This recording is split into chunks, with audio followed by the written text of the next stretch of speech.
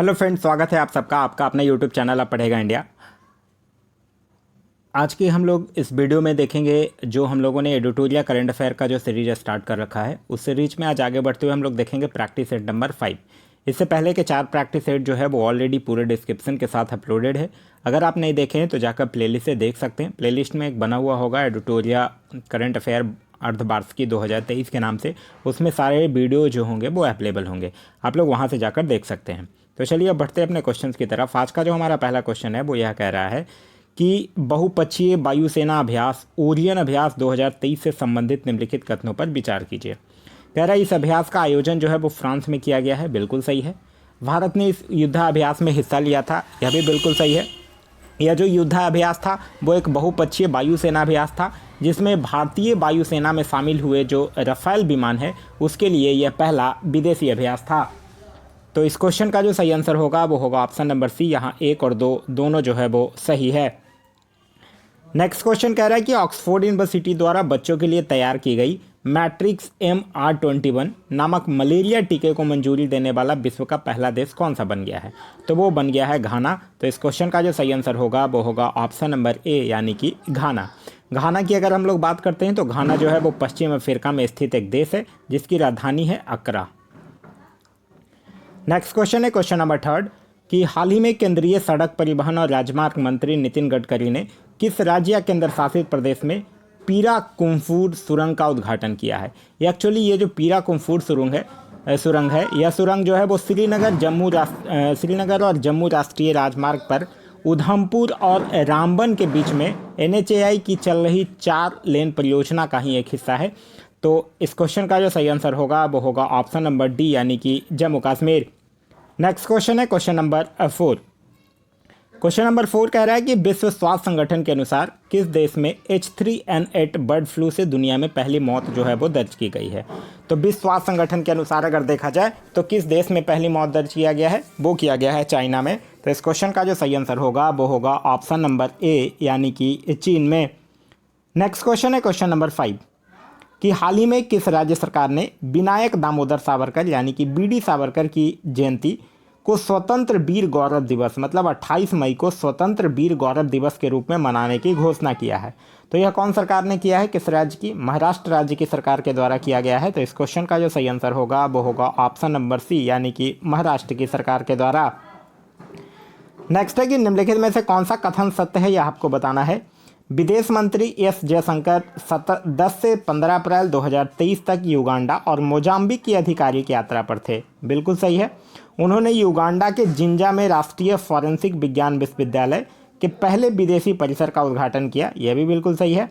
उन्होंने युगांडा के कंपाला यात्रा के दौरान वाराणसी की तुलसी घाट बहाली परियोजना का शुभारंभ किया, यह भी बिल्कुल सही है। तो इस क्वेश्चन का जो सही आंसर होगा वो होगा ऑप्शन नंबर डी। यहाँ 1, 2 और 3 तीनों सही है। नेक्स्ट क्वेश्चन है क्वेश्चन नंबर 7। कह रहा हाल ही में कोलकाता मेट्रो द्वारा भारत में पहली बार अंडर वाटर मेट्रो रेल का सफल संचालन किया गया। ट्रायल के दौरान मेट्रो रेल को किस नदी के नीचे टनल से संचालित किया गया है? तो ट्रायल के दौरान हुगली नदी के नीचे से संचालित किया गया है। तो इस क्वेश्चन का जो सही आंसर होगा वो होगा ऑप्शन नंबर बी, हुगली नदी। हुगली नदी से एक चीज़ ध्यान रखिएगा, इसे विश्व का सबसे अधिक विश्वघाती नदी भी कहा जाता है।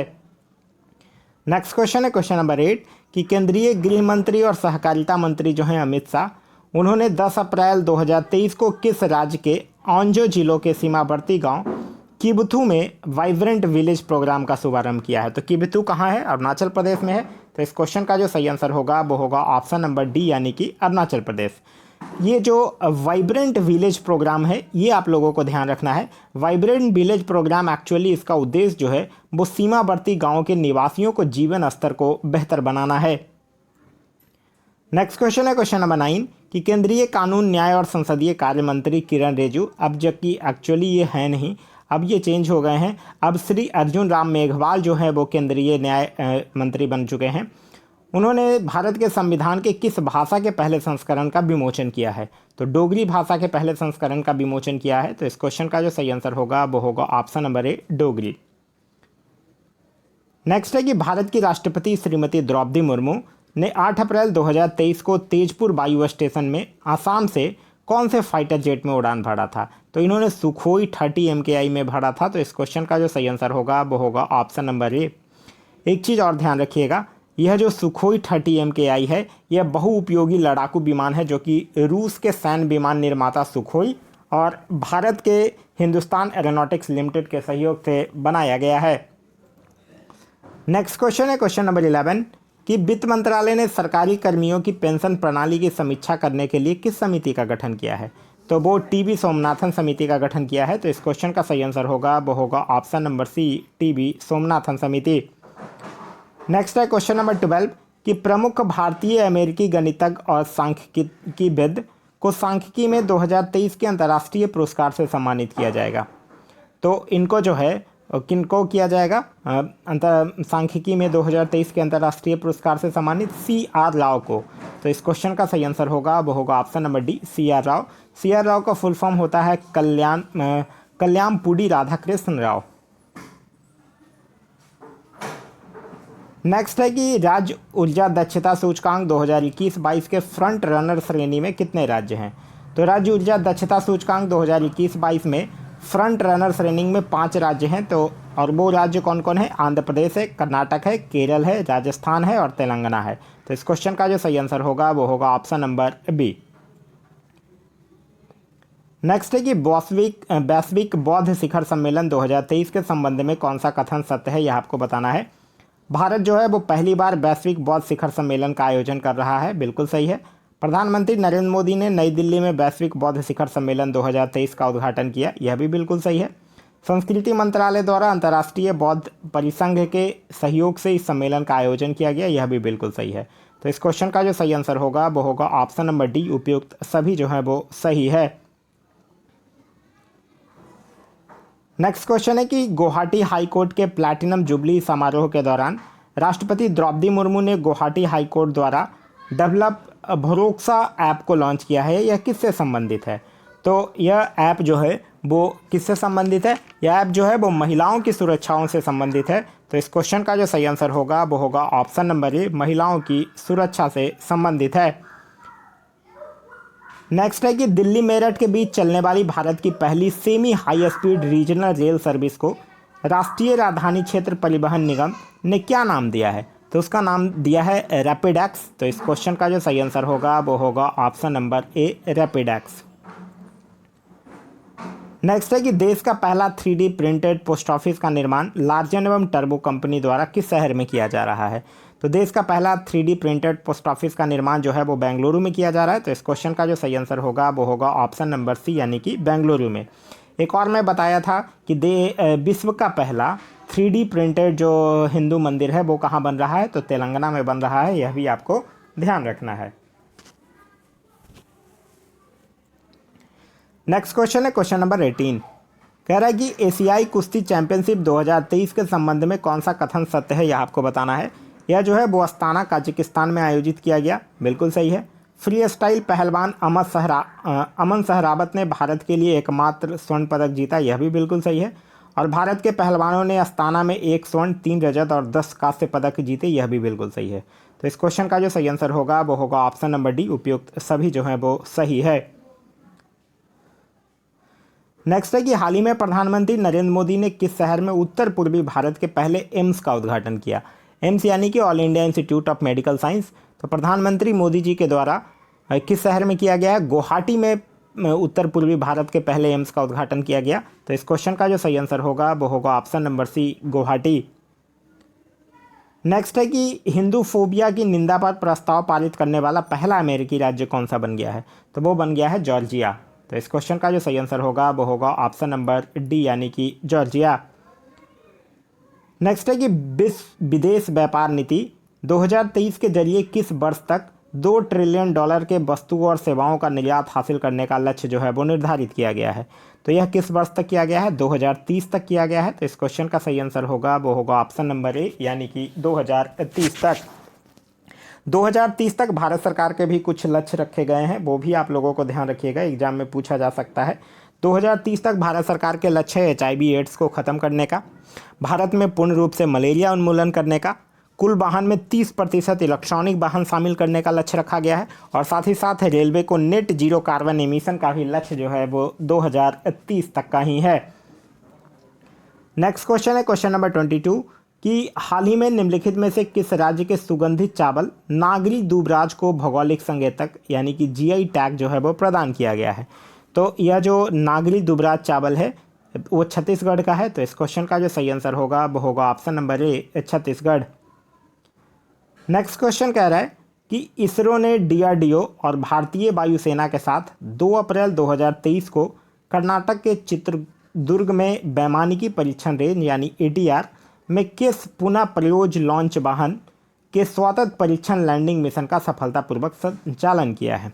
तो किसका किया है? RLV LAX।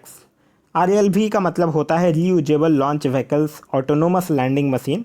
ये एक ऐसा रॉकेट होता है जो स्पेस में सैटेलाइट छोड़कर मतलब भेजकर वहाँ से वो वापस आ जाएगा।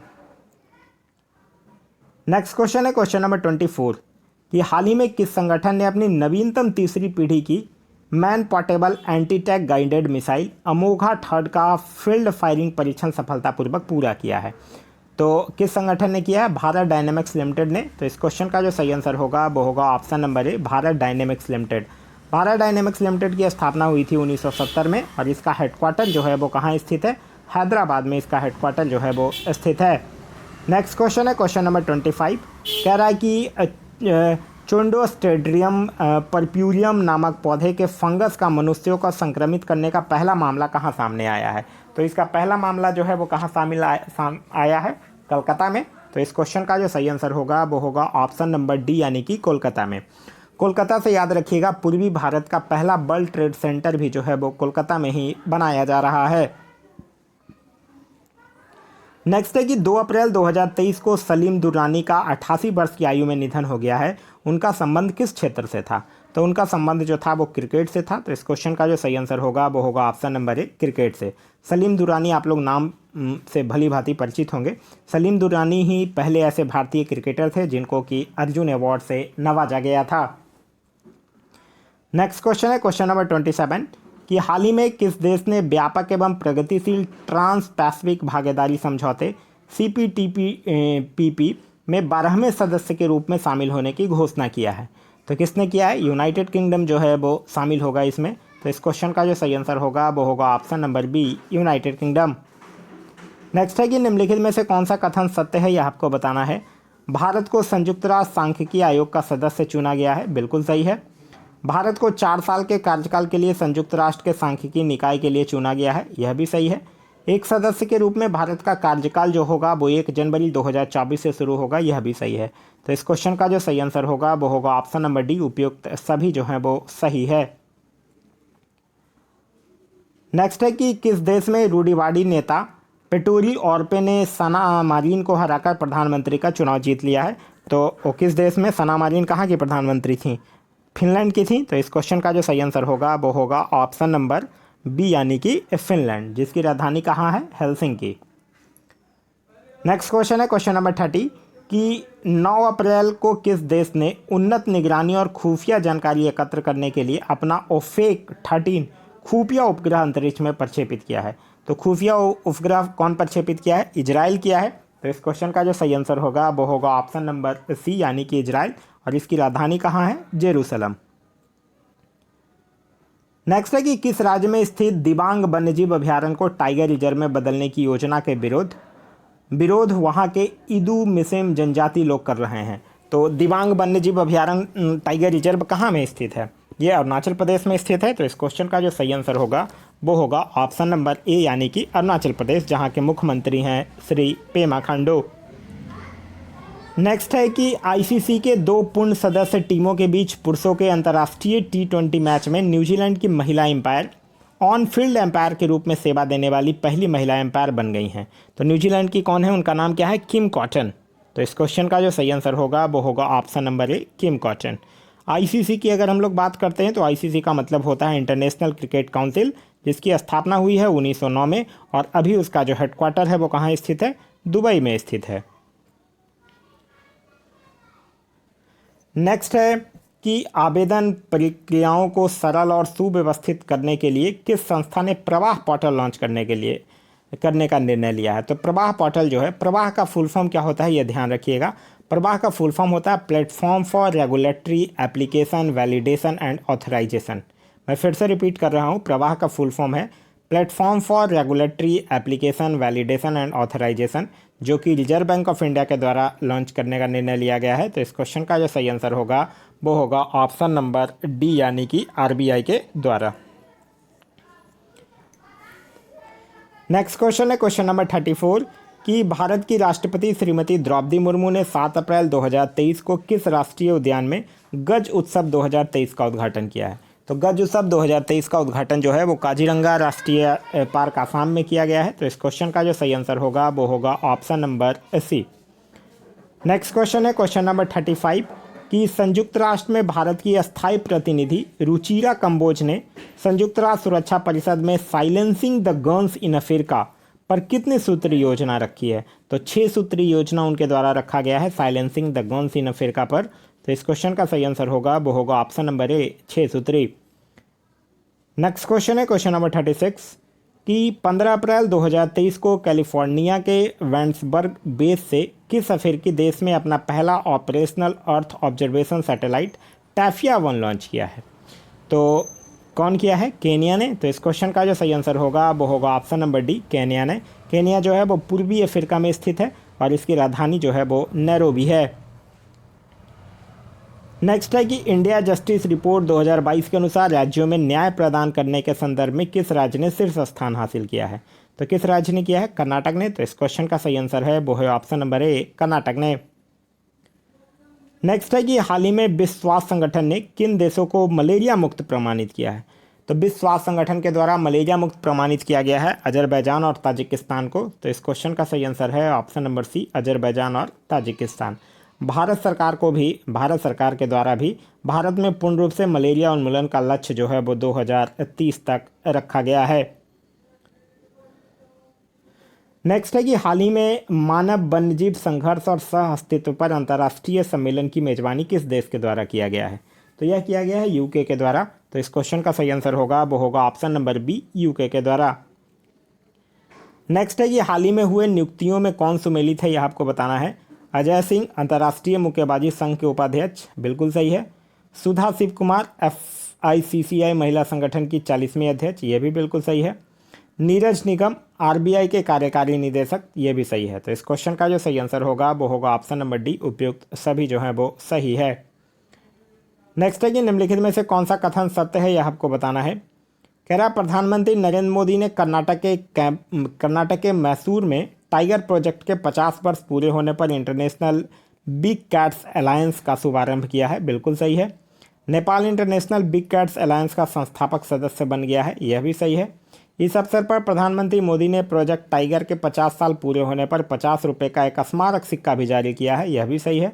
रिपोर्ट के अनुसार भारत में बाघों की संख्या बढ़कर 3167 हो गई है, यह भी बिल्कुल सही है। तो इस क्वेश्चन का जो सही आंसर होगा वो होगा ऑप्शन नंबर डी, यहाँ 4 के चारों जो हैं वो सही है। नेक्स्ट क्वेश्चन है क्वेश्चन नंबर 42 कि स्वास्थ्य का अधिकार विधेयक पारित करने वाला भारत का पहला राज्य कौन बन गया है। तो स्वास्थ्य का अधिकार विधेयक पारित करने वाला भारत का पहला राज्य बन गया है राजस्थान। तो इस क्वेश्चन का सही आंसर होगा वो होगा ऑप्शन नंबर सी, राजस्थान। एक चीज़ और याद रखिएगा, भारत की जो पहली व्यवहार प्रयोगशाला है वो भी राजस्थान के जयपुर में ही स्थापित की जा रही है। नेक्स्ट है कि निम्न में से किस राज्य के मुख्यमंत्री ने वृक्ष संपदा योजना शुरू किया है। तो किस राज्य ने मुख्यमंत्री वृक्ष संपदा योजना शुरू किया है, छत्तीसगढ़ ने। तो इस क्वेश्चन का सही आंसर होगा वो होगा ऑप्शन नंबर ए, छत्तीसगढ़। छत्तीसगढ़ के मुख्यमंत्री का नाम है भूपेश बघेल। यहाँ की एक और योजना याद रखिएगा, मुख्यमंत्री महतारी न्याय रथ योजना जो है वो छत्तीसगढ़ सरकार के द्वारा ही चलाई जाने वाली योजना है। नेक्स्ट क्वेश्चन है क्वेश्चन नंबर 44 कि निम्नलिखित में से किसे महाराष्ट्र भूषण पुरस्कार 2021 से सम्मानित किया गया है। तो महाराष्ट्र भूषण पुरस्कार 2021 यहाँ पूछ रहा है, इससे आशा भोसले को सम्मानित किया गया है। तो इस क्वेश्चन का सही आंसर होगा वो होगा ऑप्शन नंबर डी। नेक्स्ट है भारत का पहला क्वांटम कंप्यूटिंग आधारित दूरसंचार नेटवर्क लिंक किस शहर में चालू किया गया है। तो यह चालू किया गया है नई दिल्ली में। तो इस क्वेश्चन का सही आंसर है वो है ऑप्शन नंबर सी, नई दिल्ली। नेक्स्ट क्वेश्चन है क्वेश्चन नंबर 46 कि मुंबई के गेटवे ऑफ इंडिया से एलिफेंटा गुफाओं तक तैरने वाला पहला व्यक्ति कौन रहा है?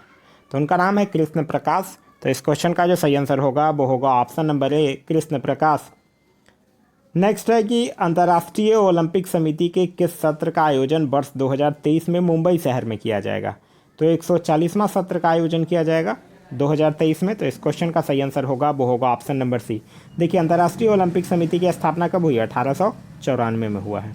और इसका हेडक्वार्टर कहाँ है? इसका हेडक्वार्टर जो है वो कहाँ है? लुसाने, स्विट्जरलैंड में है। नेक्स्ट है कि वर्ष 2024 में आयोजित होने वाले 109वीं भारतीय विज्ञान कांग्रेस की मेजबानी कौन करेगा? तो यह करेगा लखनऊ यूनिवर्सिटी। तो इस क्वेश्चन का सही आंसर होगा वो होगा option number C, Lucknow university. Next है, राष्ट्रीय डेयरी अनुसंधान संस्थान करनाल द्वारा तैयार की गई भारत की पहली क्लोन मादा बछड़े का नाम क्या है? तो भारत की पहली क्लोन मादा बछड़े का नाम है गंगा। तो इस क्वेश्चन का जो सही आंसर होगा वो होगा ऑप्शन नंबर ए, यानी कि गंगा। नेक्स्ट क्वेश्चन कह रहा है कि न्यू डेवलपमेंट बैंक की नई अध्यक्ष दिल्मा बाना रूसेफ को नियुक्त किया गया है। वह किस देश के पूर्व राष्ट्रपति थी? तो वो ब्राज़ील की पूर्व राष्ट्रपति थी। तो इस क्वेश्चन का सही आंसर होगा वो होगा ऑप्शन नंबर बी, ब्राज़ील। ये न्यू डेवलपमेंट बैंक की अगर हम लोग बात करते हैं तो न्यू डेवलपमेंट बैंक की स्थापना हुई है 2014 में और यहाँ का जो हेडक्वार्टर है वो है शंघाई, चाइना में। तो यह था हमारा आज का वीडियो। आज का वीडियो आप लोगों को कैसा लगा कमेंट करके ज़रूर बताइएगा। साथ ही साथ इस वीडियो से कुछ सीखने के लिए मिला तो एक लाइक ज़रूर कर दीजिएगा। वीडियो पसंद आ रहा है तो अपने दोस्तों के साथ शेयर करना ना भूलें। अभी तक आप इस चैनल पर नए हैं या चैनल को सब्सक्राइब नहीं किए हैं तो चैनल को सब्सक्राइब कर लीजिए और साथ ही साथ बेल आइकन दबा लीजिए ताकि हमारे सारे वीडियो के नोटिफिकेशन जो है वो आपको मिलते रहें। Thanks for watching.